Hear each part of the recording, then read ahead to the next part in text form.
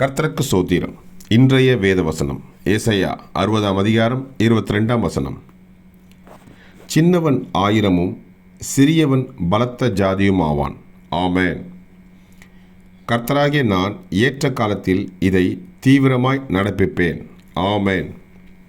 ஏசாயா 60ஆம் அதிகாரம் 22ஆம் வசனம். சின்னவன் ஆயிரமும் சிறியவன் பலத்த ஜாதியும் ஆவான். கர்த்தராகிய நான் ஏற்ற காலத்தில் இதை தீவிரமாய் நடப்பிப்பேன்.